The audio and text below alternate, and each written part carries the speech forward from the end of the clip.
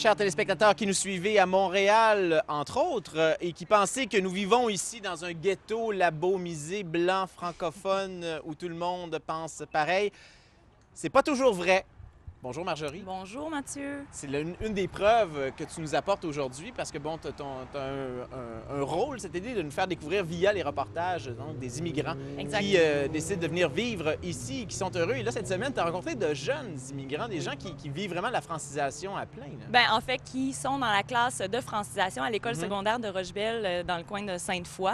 Et bon, c'est deux jeunes, Najim du Bangladesh, un jeune de 14 ans qui est là depuis 3 ans et qui se débrouille quand même pas mal en français, qui a des étoiles dans les yeux, vraiment un beau petit gars qui est très content de vivre au Québec. Et Brian, qui lui est de Colombie et qui est ici depuis 9 mois seulement. Et ils sont en train de s'intégrer ou ils réalisent leur intégration. À quoi ça ressemble des classes de francisation? Ça doit être assez spécial, ben, en fait, le sentiment d'ONU qui doit s'en Ce qui est fascinant, c'est que ces élèves-là, pour avoir, moi, enseigné dans une autre vie, sont hyper attentifs, sont hyper intéressés. Et on n'y enseigne pas seulement le français, on y enseigne aussi toutes les valeurs qui appartiennent à la société québécoise. Quand j'y suis allée la première fois, on parlait d'égalité homme-femme, par exemple. Et il y a toute une discussion qui s'en est suivie. Donc, c'est vraiment intéressant de pouvoir regarder ce qui se passe dans ces classes. On espère que c'est la même chose aussi pour les Québécois de souche, entre guillemets. Mais ça, c'est une autre histoire. On n'en traitera pas aujourd'hui. On regarde.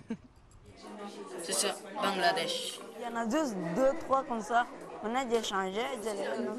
On est souvent les premières personnes québécoises là, qui rencontrent les personnes avec qui ont une relation plus intime. J'ai apporté des fleurs pour ma mère. Najim vient du Bangladesh.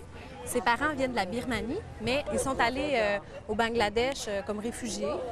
Corinne de Québec avec ma famille. C'est très beau ici. On aime ça parce qu'on aime l'école, on aime étudier. Salut! Tout le monde est gentil avec nous autres. Mon pays parce que il y a guerre, c'est pour ça. On ne peut pas rester là. Najim est né dans le camp de réfugiés avec tous ses frères et sœurs. Ils sont venus ici à cause des conditions vraiment difficiles, la pauvreté, la violence aussi dans les camps de réfugiés. C'est tellement difficile pour manger. Les autres essaient de voler la nourriture, c'est comme ça. C'est ma sœur, ma grande sœur. Pour ces élèves-là, c'est beaucoup plus difficile d'intégrer le système scolaire québécois. Najim et sa famille ne savaient pas lire ni écrire dans leur langue maternelle. Ben, Najim, c'est un petit gars qui est allumé, qui est rapide. Il va aller beaucoup vers les gens. Puis ça, je pense que c'est justement à cause de son vécu. Il a été habitué à se débrouiller tout seul. Regarde. Bateau de mon pays.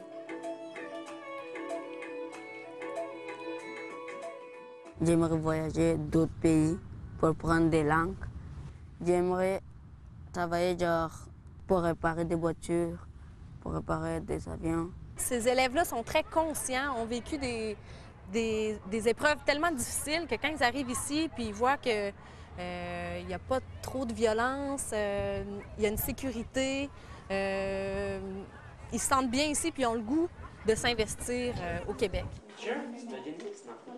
Ryan, lui, est plutôt un immigrant indépendant. Sa mère, je pense qu'elle était enseignante en anglais.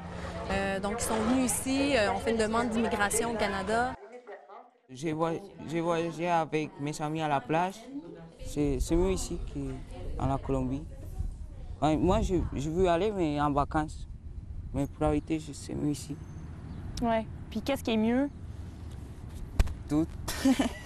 Ouais, l'école, c'est vraiment grand. Pour cet élève-là, c'est beaucoup plus facile parce que c'est un élève qui est scolarisé dans son pays, dans sa langue.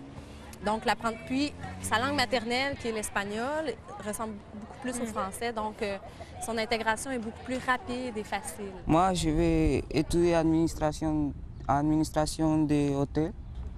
Ma première option, c'est le soccer. C'est un rêve pour toi de devenir un joueur de soccer professionnel? Ah ouais. T'es bon déjà? Ouais. Les élèves de la formation générale sont contents aussi de pouvoir connaître ces élèves-là qui ont un petit peu jugé parce qu'ils s'habillent différemment, qui parlent d'autres langues, donc de connaître, il y a un intérêt là, de connaître l'autre. Moi, j'ai des amis de la Colombie, des amis de Québécois, et aussi les gens de Bosnie. Mon pays, tout le monde est pauvre. Ici, c'est riche. On aimerait aussi rester riche. On ne peut pas rester toujours pauvre. Maintenant, on est riche.